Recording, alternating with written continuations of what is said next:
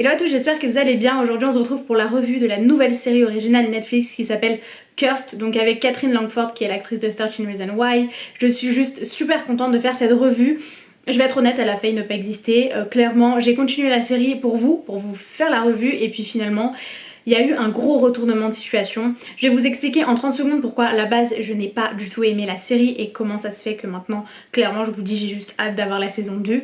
En fait, il y a plusieurs raisons et je les mettrai dans les points négatifs, mais le gros du gros c'est que j'arrivais pas du tout à me mettre dans la série, j'arrivais pas du tout à me sentir bien dans cette série. Et en fait, j'étais au 5e épisode quand j'ai décidé d'arrêter, sachant qu'il y a 10 épisodes, je me suis dit oui mais c'est du gâchis, t'aurais pu faire une revue. Et ben vas-y, tu vas faire une revue où tu plombes la série parce qu'elle le mérite, parce qu'elle est nulle, etc., etc. Donc je me suis dit vas-y continue.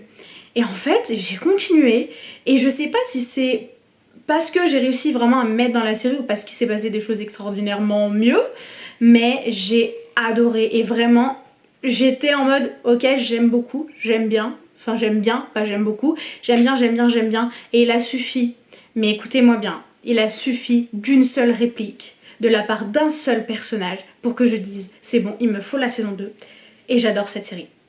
Et vraiment, ça a été, je crois, un des plus gros retournements de situation que j'ai eu dans les séries, en tout cas moi, de ce que je me souviens. J'ai jamais eu ça, enfin généralement vous savez je regarde tout le temps les 3-4 premiers épisodes et ça me donne en opinion.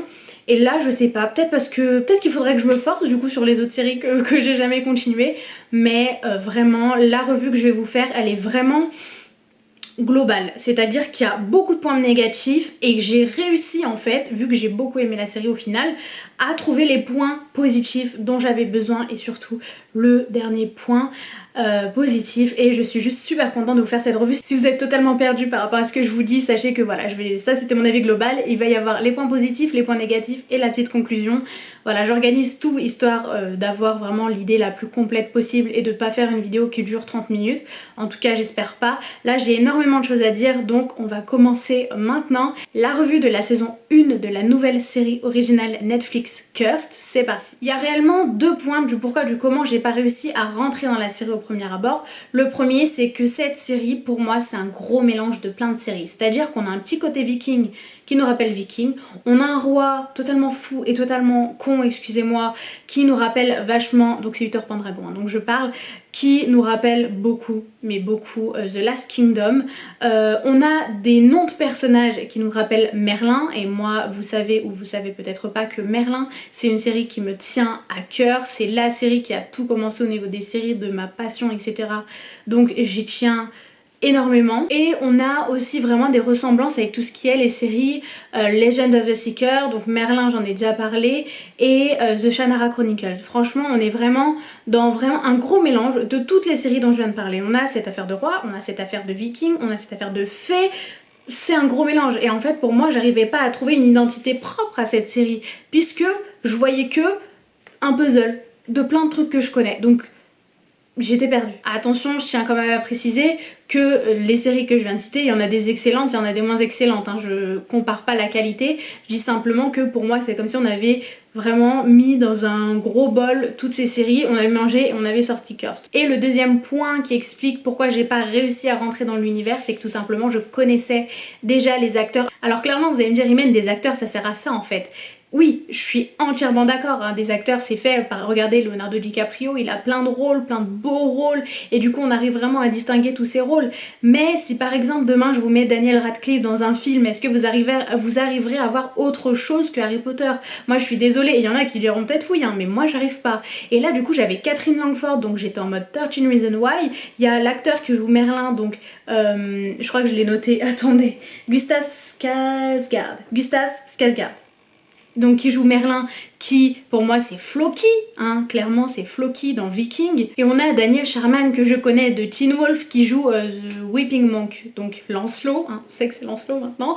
Mais donc lui qui vient de Teen Wolf, que j'ai réussi à m'habituer à lui dans The Originals, donc clairement il y a trop de personnes que je connais quoi. Et en fait je sais pas, je me suis sentie, ça m'a perturbée. D'ailleurs pour la petite anecdote, Daniel Sharman donc, dont je viens de parler, il a joué aussi dans la série Les Medici, donc les maîtres de Florence dans la saison 2 et 3 il me semble bien, et il a joué avec Bradley James qui joue Arthur Pendragon, donc d'abord le prince puis le roi dans Merlin. Bref j'ai trouvé ça vous vous en foutez peut-être, mais voilà, moi j'ai trouvé ça cool. Et du coup pour moi c'est vraiment trop un mélange de plein de trucs, donc plein de séries plus plein d'acteurs, et j'arrivais pas en fait à m'habituer à leurs personnages, à leurs nouveaux personnages, j'arrivais pas à m'habituer à l'univers, et je pense que c'est ça qui a fait qu'au premier abord, là si vraiment demain je re-regarde les 5 premiers épisodes, d'ailleurs je tenterai hein, et je vous dirai sur Instagram, si je retente demain de commencer les 5 premiers épisodes en m'habituant à ce que Catherine Langford ce soit Nimue, et que voilà Gustave ce soit Merlin, etc., bah peut-être que je verrai les 5 premiers épisodes d'une manière différente, et peut-être que je les adorerai comme j'ai adoré les 5 d'après. Donc voilà, j'espère que ça vous a un peu expliqué le pourquoi du comment j'arrivais pas à m'habituer, et dites-moi si vous aussi ça vous a fait la même chose ou non, si vous avez accroché dès le premier épisode. J'ai déjà parlé avec certains d'entre vous de la série sur Insta, et beaucoup d'entre vous m'ont dit que vous avez beaucoup aimé, et d'autres pas du tout, donc bon franchement je suis sur un 50-50, donc n'hésitez pas à me dire dans les commentaires. Du coup au lieu de parler directement des points positifs, je vais continuer dans le négatif, histoire que voilà vous ayez tout le négatif et après tout le positif. La première chose que j'ai pas forcément aimé, ça a été des morts inutiles en fait. Vous voyez le gars, donc je suis désolée j'ai totalement oublié son nom, mais c'est un peu le love interest de Pym, qui est la meilleure amie de Nimue. J'ai pas compris pourquoi il est mort, genre pour moi c'était pas forcément utile, tout comme Gawain, donc Gauvin, le chevalier vert, j'ai pas trouvé ça utile qu'il meure, même si tout est à débattre, pour moi il est pas mort, parce que pour moi ce qu'elle a fait avec ses pouvoirs ça fait que ça l'a maintenu en vie, donc pour moi il y a moyen qu'il soit encore en vie, donc on sait pas, mais s'il est réellement mort franchement c'était pas utile de le faire mourir. Et je sais pas du tout si on va avoir cette idée des chevaliers de la table ronde ou pas, comme on a les personnages de la légende arthurienne, donc peut-être, on sait pas, même si ça ne respecte pas du tout la légende arthurienne, qui sait, peut-être qu'on va avoir le droit à une belle scène avec les chevaliers de la table ronde. Franchement qui sait, ce serait vraiment un kiff. Donc voilà, pour moi des morts inutiles, ça sert à rien en fait. Je pense que Game of Thrones il a un peu trop mis cette mode de faire mourir des personnages à qui on s'attache, en fait c'est pas très utile, surtout dans cette série, étant donné qu'on a déjà perdu en soi tout le peuple, enfin une grande majorité du peuple fait, et que bon Nimue a déjà perdu sa mère, c'était pas utile de rajouter des morts quoi. Et puis voilà, Pym elle était trop mignonne avec lui, et du coup c'est dommage. Il y a aussi certains personnages que j'ai pas du tout aimé. Je parle pas des acteurs, je parle des personnages. Iris, je pense que personne n'a aimé Iris. Iris c'est celle qui flambe tout, hein. Si vous voyez pas c'est qui, je vous mettrai sa photo si jamais. Et j'ai détesté Arthur. Alors je sais pas, encore une fois, si parce que moi Arthur c'est lui, vraiment, ou si...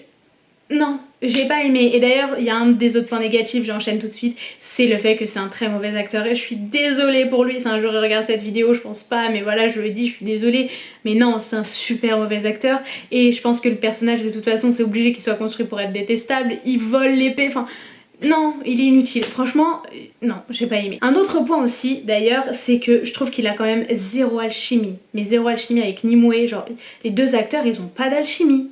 C'est limite, en fait, je me suis dit, mais Nimue, elle a pas plus d'alchimie avec Morgane, qui est la sœur d'Arthur, qu'avec Arthur, enfin... Non, c'est pas possible. D'ailleurs, j'en profite pour vous dire, ça n'a rien à voir avec un point négatif, mais pour vous dire que je ship le Weeping Monk, donc Lancelot et Nimue. Je sais que ça se fera sûrement jamais, mais je les ship trop ensemble, franchement. Ah non, pour moi il pourrait faire un bad bitch de couple, avec des pouvoirs et tout. Oh là là là là, ce serait magnifique. Oh, ce serait trop beau. Bref, désolée, je m'emporte, on était dans les points négatifs humaines, pas dans tes conneries, mais bon bref, c'est pas grave. J'ai un point négatif qui est plus une question. Pourquoi, quand Nimue elle s'est fait tuer, enfin elle s'est fait tirer dessus, flécher dessus, je sais pas comment on dit, par Iris, pourquoi Morgane elle a rien fait alors qu'elle est censée avoir des pouvoirs de la mort et tout, enfin vous comprenez, genre pourquoi elle a pas bougé, c'était inutile, genre j'ai pas compris, limite j'ai pas compris pourquoi Merlin après il l'a pris avec elle, genre elle a servi à rien en soi, on est d'accord, elle a servi à rien, donc pourquoi, si vous avez la réponse, n'hésite pas à me le dire, peut-être que je sais pas, dans ses pouvoirs il y a un truc qui fait qu'elle peut pas sauver ses amis, inventez-moi un truc, mais là genre j'ai vraiment pas compris. Un autre point négatif, et je sais que c'est super difficile à faire, donc vraiment je le dis en point négatif parce que c'est quelque chose que j'ai pas aimé, mais voilà, j'ai ce recul hein, de me dire que c'est quand même assez difficile, c'est les accents. En fait l'actrice qui joue Nimue, donc Catherine Langford, à la base elle est australienne, elle a magnifique accent australien que j'adore, et du coup elle avait fait pour Such a Reason Why un accent un peu américain. Et là je sais pas, parce que bon à la base la légende arthurienne etc c'est un peu les accents anglais-british, je sais pas si c'est un mauvais accent anglais-british qu'elle fait ou c'est un mélange de plein d'accents, mais j'arrive pas à m'habituer à son accent. Franchement je trouve ça trop bizarre et je pense que je vais regarder certaines scènes de 13 Reasons Why pour essayer de comprendre un peu ce qui s'est passé, mais encore une fois je sais que c'est vraiment quelque chose de très difficile. Moi j'admire et j'admire surtout deux personnes, c'est dans Grey's Anatomy, Kevin McKidd et Camilla Luddington, puisque Camilla Luddington à la base elle est anglaise donc british et lui il est écossais donc l'accent bien écossais et ils arrivent tous les deux à faire un merveilleux accent américain et j'arrête pas de me dire mais comment ils font, et ben là je me disais pareil en fait, je me dis mais comment elle fait etc, et là dans la série j'ai pas du tout kiffé.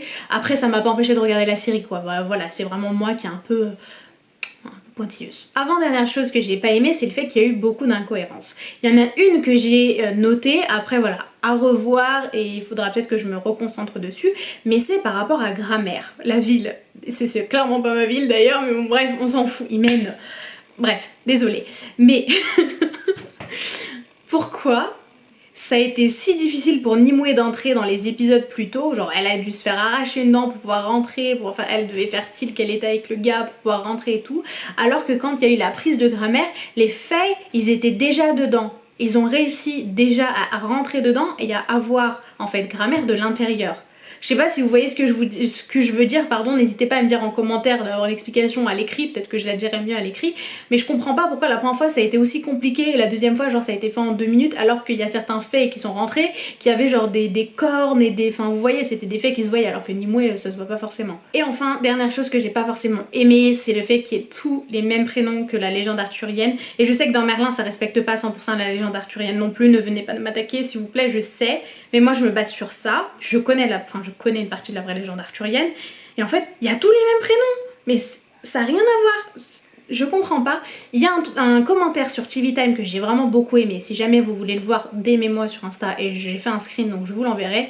C'est en fait une fille qui expliquait que même si physiquement et d'apparence il ne ressemblait pas en fait au vrai chevalier de la table ronde, à la vraie légende arthurienne, en fait chacun avait les qualités. Je m'explique, le petit par exemple qu'on appelle Écureuil, donc qui s'appelle Perceval. Perceval il n'est pas censé ressembler à un enfant, mais Perceval dans la légende arthurienne il est décrit comme voilà loyal, innocent etc. Et c'est exactement ce que lui représente. Et en fait il y a donc dans ce commentaire la personne qui a expliqué, qui a dit en fait je pense qu'ils ont toutes les qualités, toutes les caractéristiques mentales mais peut-être pas physiques, et en fait j'ai trouvé ça super intéressant, donc n'hésitez pas si vous voulez le commentaire, soit aller sur TV Time, c'est sur le dernier épisode, soit à me DM sur Insta et je vous enverrai le screen. Je trouve ça quand même super intéressant. Passons maintenant aux points positifs, parce qu'il y a quand même des points positifs, parce que je vous dis que j'aime beaucoup la série maintenant. Que s'est-il passé? Déjà un point positif bon, qui n'a forcément rien à voir avec le gros retournement de situation, mais c'est leur make-up. J'adore en fait quand Nimue se transforme. Franchement j'aime beaucoup, je trouve ça trop classe, en plus le vert j'adore la couleur et c'est pas non plus vous voyez un truc qui fait peur, genre c'est quelque chose, je trouve ça vraiment super classe et super joli. Donc voilà pour le premier point positif qui n'est pas un point positif de ouf de malade mais qui en est quand même un. Un deuxième point positif c'est certains personnages. Donc je crois que j'en ai cité 3 ou 4. D'abord il y a Pym. Pym je l'adore. Pym avec ses grands yeux, j'adore son personnage. C'est clairement le genre de personnage qui aurait dû mourir dès le premier épisode mais qui s'en sort par une opération du Saint-Esprit. C'est la Forrest Gump de Cursed.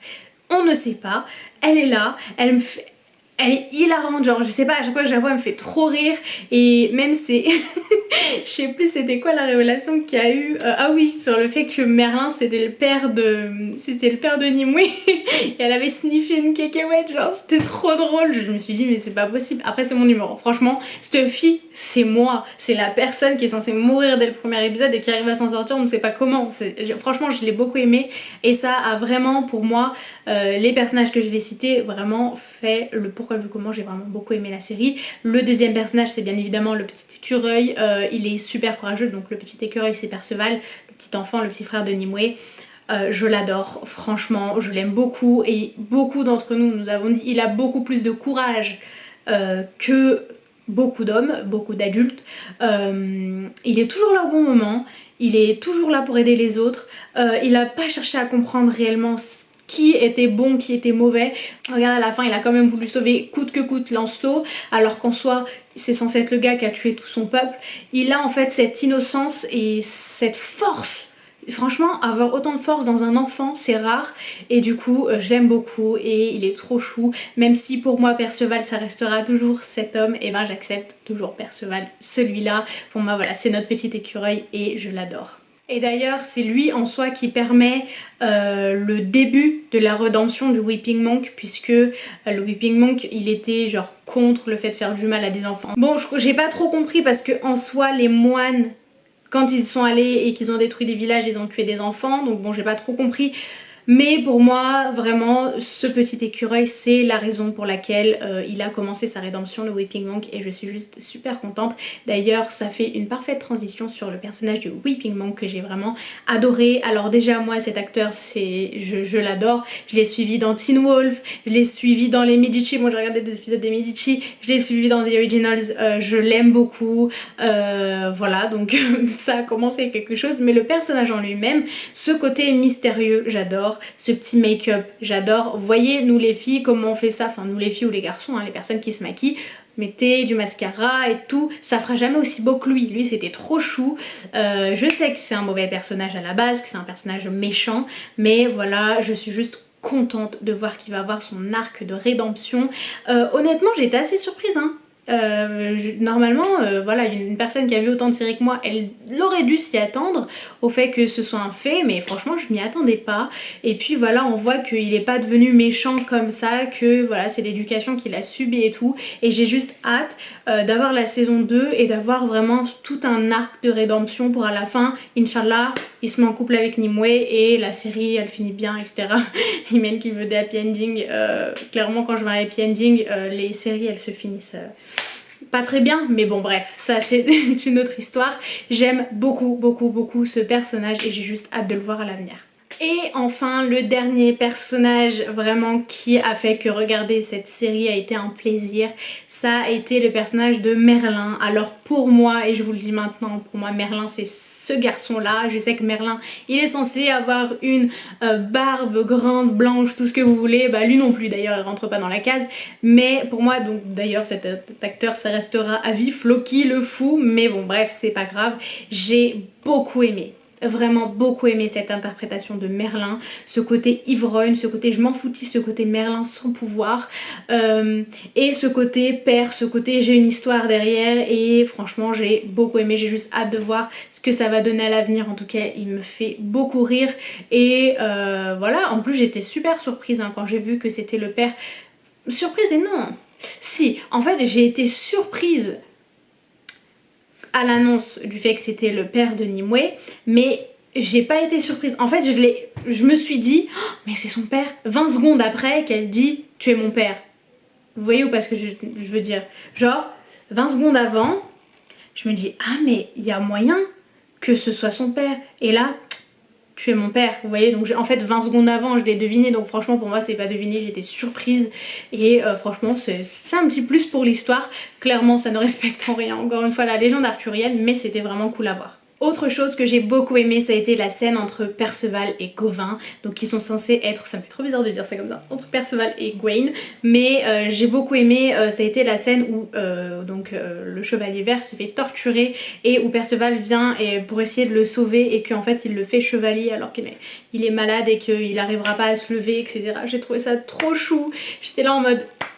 Bon c'était sûr qu'il allait se faire attraper le petit, mais vraiment j'ai adoré la scène et vraiment mon petit cœur il était juste trop content, donc bref voilà, très bonne scène. Avant-dernière chose que j'ai beaucoup aimé, ça a été la phrase qui se disent tous, c'est Born in the Dawn et To Pass in the Twilight, genre ça se répond. Et j'aime trop parce que pour moi ça fait un peu une signature, genre vraiment pour les futurs grands fans de la série etc, ça donne vraiment cette âme à la série, ce petit truc qui fait que bah on reconnaît la série. C'est un peu comme si je vous dis aujourd'hui, et n'allez pas vérifier sur internet, voir sur internet pour savoir c'est quelle série, mais si je vous dis Blessed be the fruit et May the Lord open, vous allez me répondre... Je vous laisse 2 secondes. The Handmaid's Tale. clairement c'était, voilà, c'est la signature de la série et franchement j'aime beaucoup. C'est peut-être un détail pour certains, moi franchement je kiffe. Franchement cette phrase sur des t-shirts, ça fera une super campagne marketing Netflix. Je dis ça, je dis rien, si vous voulez quelques conseils. Je fais quelques années de marketing, voilà. Bref, on s'en fout. Et enfin, la dernière chose, et vous allez me dire, qu'est-ce qui t'a fait changer d'avis, Imen? Et ben c'est la dernière phrase je crois de la saison, c'est une des dernières phrases de la saison. C'est en fait quand le Weeping Monk il annonce que son ancien nom, son nom d'origine, c'est Lancelot. Ah bah, si je m'attendais à quelque chose, c'était clairement pas ça. Quand en fait il lui a demandé son nom original, enfin quand Perceval il a dit qu'il s'appelait Perceval et que du coup il a demandé son nom original, je me suis dit j'avais pas pensé qu'il pouvait avoir un nom que je connaissais. Mais quand il a dit Lancelot, j'étais là, mon dieu, mais c'est Daniel Sharman qui est Lancelot. Pour moi Lancelot c'est lui. Et ce sera toujours Santiago Gavera, c'est lui, c'est... Bref. Mais là j'étais trop contente, je me suis dit c'est bon. En plus Lancelot et Perceval ils sont super connus pour leur amitié. Donc ça veut dire que clairement Perceval il va encore avoir beaucoup d'importance, de toute façon ils sont ensemble. Et ça m'a aussi beaucoup rappelé The Hound et Arya. En fait dans Game of Thrones ils ont ce truc, en plus ils étaient sur un cheval tous les deux. J'ai juste hâte de voir ce que l'avenir nous réserve. Et voilà, pour conclure, ne pas juger un livre à sa couverture, comme on dit, l'habit ne fait pas le moine. Pardon. je sais pas ce que j'ai vu, je sais pas, écoutez, on est samedi, il est quoi? Il est quelle heure? Il est 23h04, j'ai travaillé toute l'après-midi, donc bref, on s'en fout, mais j'ai trop... Bref, la vie ne fait pas le moine, clairement, et voilà, finissez les séries, essayez de regarder les séries jusqu'au bout. Je sais qu'on n'a pas tous tout le temps du monde, mais je l'aurais regretté. Franchement je l'aurais regretté. Et là j'ai juste hâte d'avoir la saison 2. Je sais pas encore si ça a été confirmé, mais bon franchement cette série elle vaut le coup d'être renouvelée. Donc je suis pas d'accord Netflix si vous renouvelez pas. Mais voilà, j'ai juste beaucoup aimé au final, comme quoi... Voilà, surprise, même s'il y a encore tous ces mauvais côtés. Et clairement, je suis en train de me dire pourquoi pas que Guenièvre... Alors là, la meuf elle cherche déjà Guenièvre, mais il y a tous les personnages sauf Guenièvre, il va bien falloir la trouver la Guenièvre. Peut-être que c'est la fille qui était sur la plage avec Arthur. Après je dis ça, je dis rien, on verra bien. Et aussi tout ce que je veux voir dans la future saison, donc c'est l'amitié entre Gauvin, Lancelot et Perceval, si on peut avoir les trois. Donc que Gauvin bien évidemment il soit en vie, Iris je la veux morte, dead, tout ce que vous voulez. Clairement Nimue c'est même pas une question, elle est en vie, hein. C'est la dame du lac, donc à moins qu'elle soit morte, enfin qu'elle soit vivante mais condamnée à rester au lac, mais on n'est pas dans Pirates des Caraïbes, on s'en bat les steaks. Mais il y a moyen, mais en tout cas elle est en vie, j'ai envie de voir encore plus de Merlin. Et voilà quoi, j'ai juste hâte d'avoir la suite. J'espère en tout cas que cette vidéo vous a plu. Je suis désolée pour mes pétages de câbles multiples et pour mes blagues de merde, mais bon voilà, clairement c'est un peu ma signature. Donc voilà, j'espère encore une fois que la vidéo vous a plu. N'hésitez pas à aimer, à commenter et à vous abonner. Et moi je vous fais d'énormes bisous et je vous retrouve normalement demain pour une prochaine vidéo. Bye bye.